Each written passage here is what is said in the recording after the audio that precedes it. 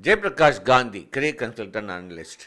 தமிழ்நாடு அரசுக்கும் நம்முடைய கவர்னர் அவர்களுக்கும், அதாவது இந்த search committee for appointment of vice chancellor யூனிவர்சிட்டிக்கு நிறைய கருத்து வேறுபாடுகள் நிலவிக் கொண்டிருக்கிறது.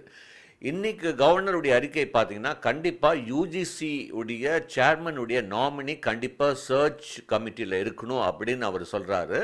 அதாவது ஒரு ஜட்ஜ்மெண்ட், சுப்ரீம் கோர்ட்டோட ஜட்ஜ்மெண்ட்டை மேற்கோள் காட்டி அவர் வந்து சொல்கிறாரு கண்டிப்பாக இருக்கணும் அப்படின்னு.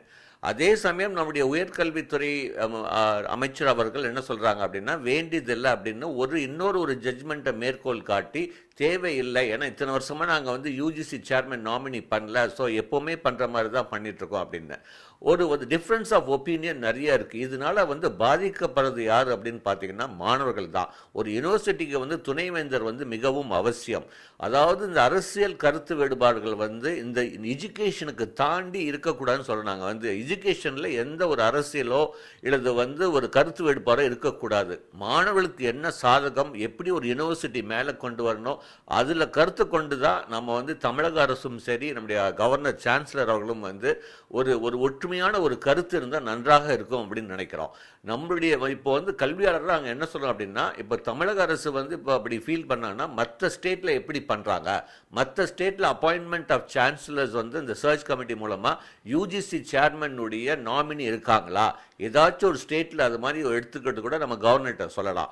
இல்லை வந்து ஒரு அவசர மனு வந்து கண்டிப்பாக சுப்ரீம் கோர்ட்டில் வந்து தாக்கல் பண்ணி, நாங்கள் வந்து எங்களுக்கு ஃபுல் பவர்ஸ் கொடுக்கணும், higher education department, Tamil Nadu government வந்து சர்ச் கமிட்டி வந்து அலாங் வித் சான்சலர்ஸ் உடைய நாமினியோட நாங்கள் எப்போவுமே பண்ணுற மாதிரி நாங்கள் எங்களுக்கு அலோவ் பண்ணணும் அப்படின்னு ஒரு அவசர மனு கொடுக்கலாம்.